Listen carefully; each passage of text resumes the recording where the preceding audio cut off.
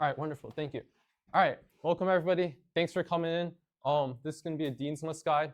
Just for reference, I originally made this for 90 minutes. Now it's 25. So I cut it down quite a bit, so I might be going a bit fast through it. I'll have time at the end for questions and all that. So usually I take questions in the middle, but just in the interest of time, please try to hold questions till the end. I'll save a few minutes, and then if there aren't that many questions, I can keep going with a couple extra slides. All right, perfect. Thank you. With that being said, gosh, I gotta figure out which way is up and down. Down button. Down. All right, it's fine. Yeah. Get these technical issues figured out super quick.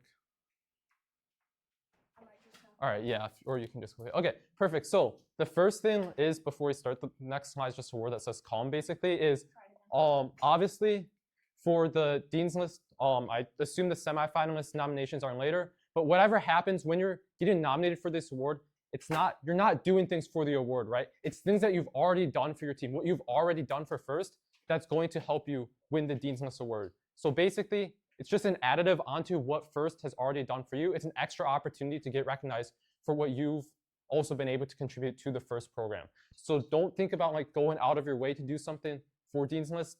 It's not necessarily going to work like that, but rather it's a reflection of all that you've actually already accomplished in first and everything like that. All right, so the next slide would just be an introduction slide. So we'll just go over that real quick. Hi, my name is Noah Wren. I'm part of FRC Team 2202 Beast Robotics. I've been in first for 9 years now. I started in FLL, and then I went to FTC 16460 Gearheads, if any of you have heard of that team. And then I've been on Beast for the past 4 years. Now, first alumni, which is still kind of insane to think about, but I have one last presentation to go through here. After that, I was a 2024 Dean's List winner as well, so that was last year on my junior year. And then next year, I'm part of the MIT class of 2029. All right, perfect. Moving on, the next slide we probably would want. All right, here, can I see? That's all good. Can I try this? All right, let's see if that's good. Yeah, I think it's just there. All right.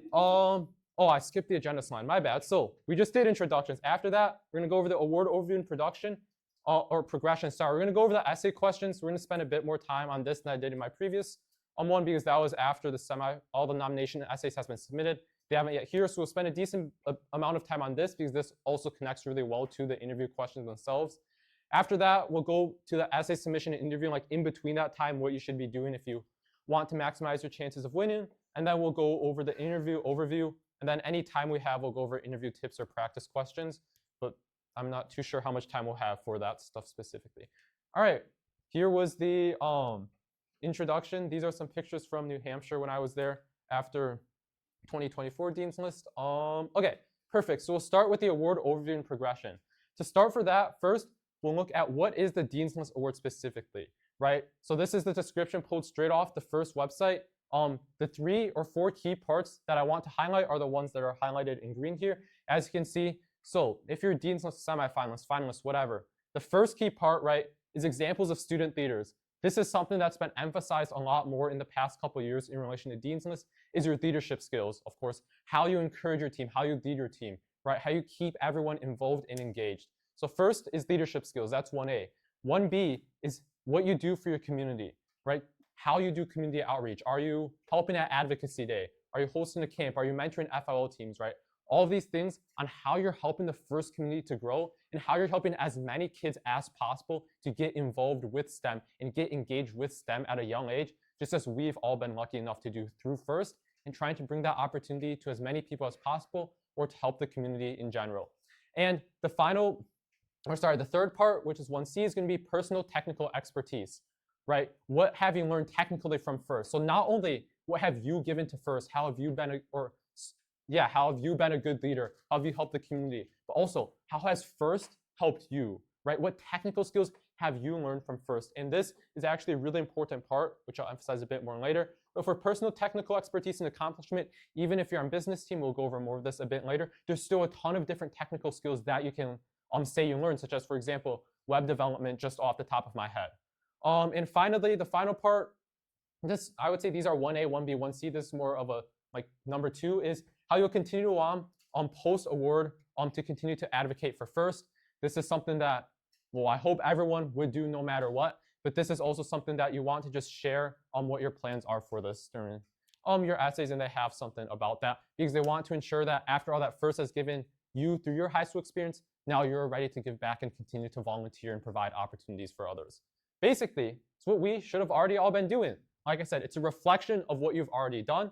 So what we've hopefully all been doing throughout our time in first and in life in general. And finally, so this is the really key part I want to highlight because I think it gets underemphasized a lot. It's about recognizing students on whom first has had a large impact and who have had a large impact on first, right? It's also what you have learned from first, what you've gotten to take away from first.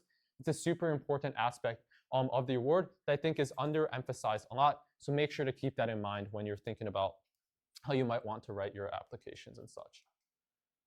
All right, next we'll go over the award criteria. So there are 6 criteria that they offer. There are also 6 essay questions. So basically, the essay questions are going to be very similar to based off of these award criteria. And once again, the award criteria is all essentially going to be reflections of the first core values, gracious professionalism, etc., and what we should have already all been doing as a part of first. So first, leadership and commitment to first core values. And then down here, I've turned these more into questions, right? So these are the questions that you would want to try and answer both when you're writing your essays and during the interview portion, right? So how have you demonstrated leadership and commitment to the first core values? Super quick, can anyone name me the 6 first core values? It's fine if not. I didn't know them forever. And then I don't wait. Teamwork, yep. Impact. Fun. Innovation. Discovery. I'm missing the last I. One more, yep. 3 I's. That's how I remember it too. Anyone? Inclusion was the last one, yeah. But yeah, exactly. She had the right idea. It's 3 I's, right? So discovery and then 3 I's: innovation, impact, inclusion, teamwork, and fun. We'll go over more specifically in a bit, but usually you want to choose like 1 or 2 to focus on that you've really honed in on. These are the 1 or 2 first core values that are most important to you. And this is what I've done to express them, not only in first, but also in my life, right? How I'm applying what I learned from first into my life. Usually, yeah, I'll talk a bit more about that in a bit, but you want to hone in on 1 or 2 core values that you think are really important to you as a person and core to your experience in first. All right, second, how have you increased awareness of first in your school and community? I won't go too in depth into this. It's just outreach in general. Although you might have, just because an outreach project has the biggest numbers doesn't mean it's the most impactful. Maybe you made a personal connection somewhere, and this is something you want to share. And that's what judges as well will end up remembering, right? Is a personal connection that you made with someone at an outreach event, not necessarily all these big numbers everywhere. All right, next, how do you plan to continue in first after you graduate? The one thing I'll touch on for this super quick is you want to be able to come up with something creative and unique, right, that you actually plan to do. For example, most people will say something like, after first, I plan to continue all mentor teams, maybe volunteer at competitions, right?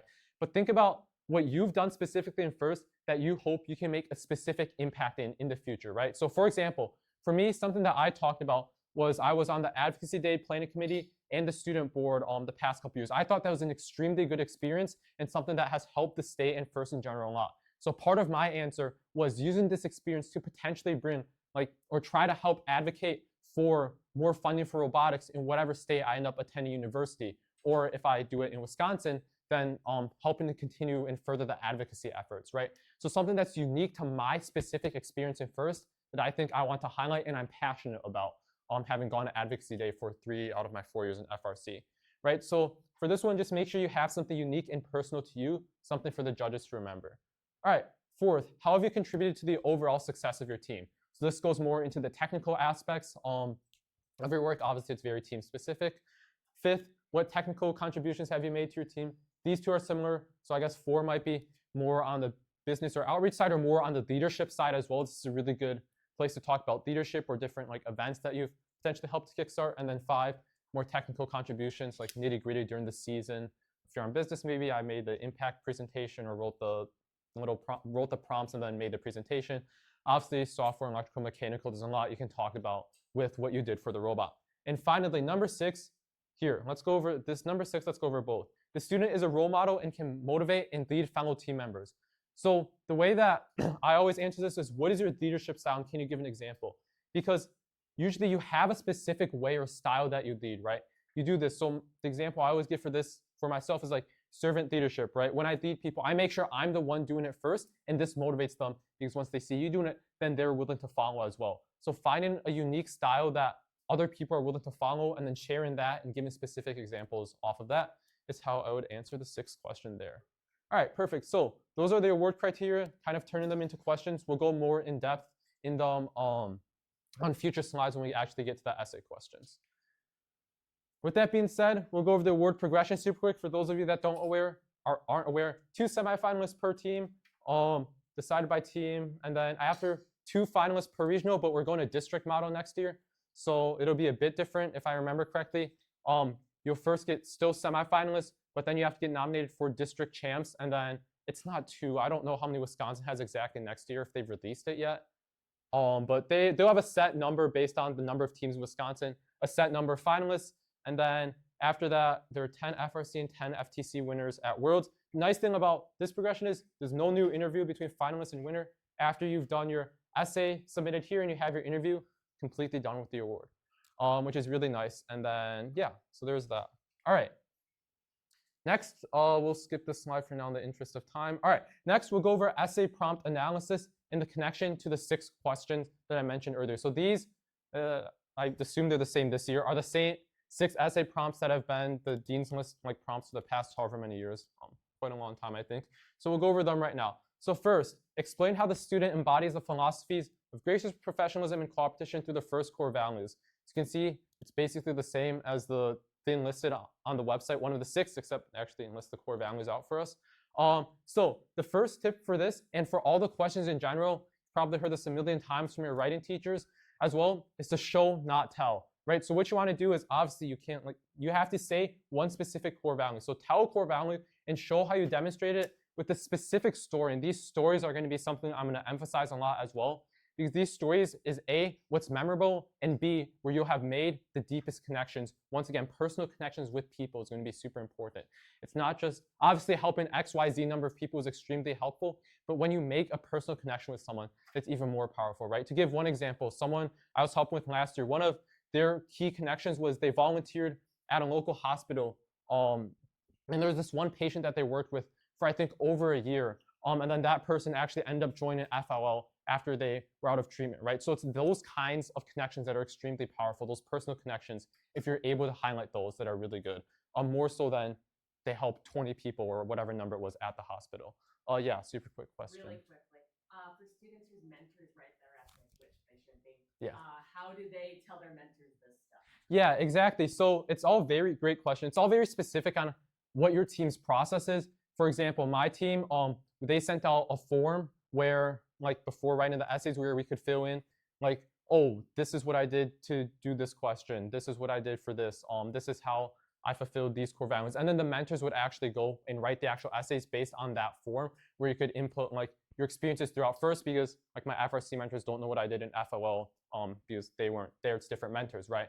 So I think most teams have some kind of form. If they don't, and you have something you really, really want to convey, I would say talk to your coaches or mentors and see how they go throughout that process specifically, but it's very specific to each team and how what their process is. Yeah, so talking to the other winners as well, they agree that a good way is to list out the core values, like I mentioned earlier, decide on 1 or 2 that you think is best, and you'll see, make sure you remember which 1 or 2 you put here, because that's going to be a theme you want to highlight through your whole essays and your interview specifically. So yeah, pick 1 or 2, and then personal stories are really good. If you have numbers to support, also great. Oh, also gracious professionalism, competition. I almost skipped over those. You should do at least one of these in addition to the core values. Honestly, as well in the essays, it really depends on how you want to do it and what you've done. I know in my essay, I went through a lot of these, and then I went more specific on the interview.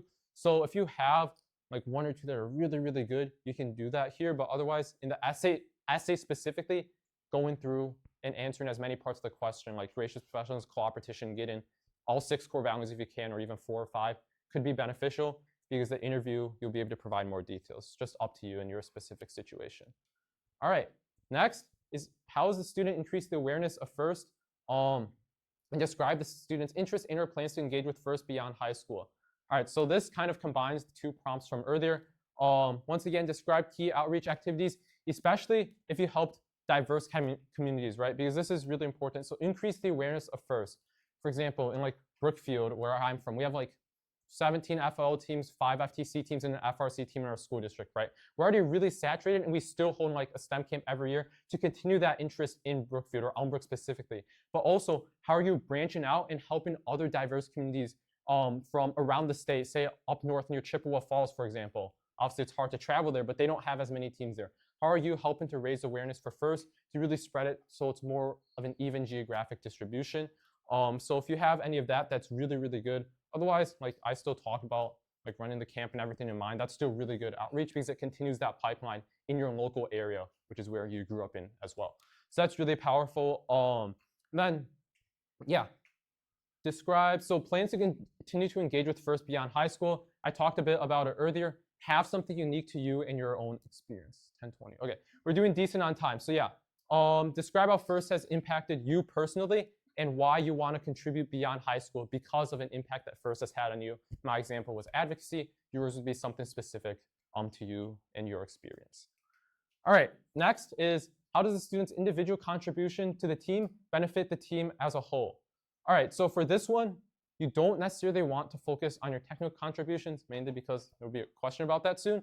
So a lot of the times, if it's not saying specifically, then they're asking about leadership. And leadership is actually something that you'll want to emphasize throughout all of your questions if possible, right? So for example, for the first question, let's go back. First core values, teamwork, great place to talk about leadership. I did this that improved teamwork for our team, right? And you can show leadership. Those two are pretty interconnected. Heck, teamwork, inclusion are all basically directly related to leadership. So you want to show leadership all throughout all of your prompts. But specifically for this one, this is a great place to show it because this is a very broad question, right? You can basically put anything you want down here. How does the student's individual contribution benefit the team as a whole? So what I would suggest for this is A, try to show that leadership, and B, pick the 1 or 2 most important things, obviously, that you feel have benefited to the team. And you don't have to go into too much detail on the essays, once again, because the interviewers will be able to expand on that in the interviews, but also don't overload it. It's just about finding the right balance. And I know I'm saying this a lot, but it's tailored to what your individual experience in FIRST has been. But this is a very broad question, so you can go many ways with it. All right, fourth, describe the student's experience in mastering areas of STEM, engineering. Okay, so for this one, obviously, if you're on like technical, if you work on the robot, I would say this one, like for this, I just talked about what I did in software mainly. But if you're on business as well, don't worry at all, because like I mentioned, you can talk about, for example, like website design. That's still STEM, a technical skill, right? Or someone else that I talked with last year, they were on business, but for their team, when people submitted like outreach forms, they were in FTC, so it was for not Impact, but Inspire Award. But they would have to go through all the CAD and understand it so that they could put it into presentation, right? So they still learned CAD, even though they were on business. Maybe not to the extent of some people on mechanical, but they were still able to learn it that way. So that's how you can show plenty of different technical skills even if you're on business as well. It's a very broad definition. Also, this is a great, you'll see throughout all of these questions, I always talk about linking one question to the other, right? You want to show 1 or 2 themes throughout your essays and interview. So this is one thing about that. It's a great place to think with how FIRST has inspired you to pursue STEM in the future. It's like that personal impact that FIRST has had on you. Because of this, now I want to pursue STEM in the future, and factors into your post-grad plans, which was also one of the criterion that we mentioned earlier. All right, fifth, leadership to fellow team members and others in the community. How do they motivate others, and what is their leadership style, right? So for this one, like I explained, you want to come up with your own unique leadership style. This one, I would say definitely focus on one, because it's leadership in general that you want that to be pretty constant throughout. You don't have too much to work with here, and leadership's a really important part once again. So make sure to talk about the impact that you've had on other team members, right? Not just leadership team members as a whole, but once again, if you have a specific example of a specific impact that you've made on 1 or 2 other team members and really help them to connect to the team. Maybe they weren't as engaged, but an activity you did help them to really focus in on one part of the robot that got them involved in FIRST, and they did X, Y, Z. But yeah, so once again, personal story, and try to find one leadership style that you can hone in and focus on. All right, this one, share anything else you'd like us to know about the student. This can be outside of FIRST. I know I talked about a couple things outside of FIRST, but Yeah, you can say, yeah, oh yeah, this one, how first has impacted your other activities now, right? Because this gives you the opportunity to talk about other activities, other things you've done, because the judges also want to know you as a person. But here you can talk about how first has impacted your other activities. Like for example, if I say I did forensics, right? The soft skills I've learned at first have helped me there to be able to make these speeches and deliver them better. Speech and debate, not forensics, sorry. Or if you talk about like you as a person, how it's impacted you positively, their cooperation you can apply to so many different aspects of life. Talking about that can be really powerful as well, because once again, shows the impact that first has had on you, not only the impact that you've had on first. All right. Between essays and interview day, continue strong team contributions. I'm going to go over through these kind of fast in the interest of time, especially the technical aspects. These are really important because between that January and March or April, whenever your interview is, you're not, everything in your essay is set in stone, right? You're going to have plenty of things though that you're going to continue to accomplish. I had one thing in there that I talked about for maybe 2 or 3 minutes during my interview that I did during this area. So continue the strong team contributions and practice. So you don't over practice, don't make it seem like it's scripted, but there are a couple of things you should do. A, familiarize yourself with your nomination essay. You want to have the same information the judges have going in. And obviously you want everything to be consistent. This is also based on teams, sometimes like after they submit or before they'll let you read over the essay. So most people are able to read over it at the very least after it's been submitted. So you can ask your mentors for that usually, just so you can say and make sure everything's consistent and prepare talking points and topics you want to cover. So for this one specifically, what we've recommended people in the past is pick 5 topics that you 100% want to try and get through. And the reason for this is most of the time at the end of the interview, they'll ask, is there anything else you want to share with us? You do not want to say no, obviously. So you want to have one of those 5 topics that you can potentially draw on, whichever one you haven't yet talked about. And it also just gives you some structure, a few topics that you can focus on during the interview so that you'll always have something to go back on, something you can always talk about, if that makes sense. All right, yeah, practice, but don't do too much because it should sound natural. I did mainly the night before, to be honest, for my practice, but I just went through some questions, did a couple, did maybe 1 mock interview, and yeah. So you want your answers to sound natural. That's very important. All right, read your essay. We've already gone over that. Review specific examples that may enhance your prompt answers. So this is enhance what you've said in your essay, how you can add on and expand in your interview. So my example is I talked about advocacy day, grew our team's participation from 3 to 8 students. On the surface, doesn't seem very impressive at all, right? 3 to 8 students, why does that matter? So now this is something you can expand on. I could have repeated, I talked about the funding for advocacy day from 500K to 750K. But A, that's in my essay. B, those are numbers. So here I can really expand on these numbers because I have a story that I can talk about with it, right? So what I would talk about is usually teams only have 2 to 3 members going to advocacy day, at least within Elmbrook, because only 2 to 3 members of the team can be in each legislator's room. However, we had more interest on our team. We had interest from 8 members or even 10, but that all wanted to go and get this experience. I didn't want to not allow people to go to advocacy day. So what we did is we had all 8 members go, and I went and talked to other legislators or other teams rather, say from up north who don't have as much representation, and asked them if we could have a couple of our team members join their legislators meeting so that everyone on the team would still get a chance to participate. So those are the kind of things that you can expand on these really simple 3 to 8 students. Does it sound impressive? Once you expand and talk about the impact that you've had on those 5 students who were then able to attend, and then how much they got out of advocacy day, that's where it can be really powerful, even if it's with smaller numbers. All right, technical versus business. This is asked a lot, super quick. Whatever the judges ask you is what you should answer. Is around 50-50 for me. Judges are going to ask you about what they want to know about, so just answer their questions. All right, interview tips. Be confident. You've already done all the work. Just express what you've done. Answer the question. Do this right away.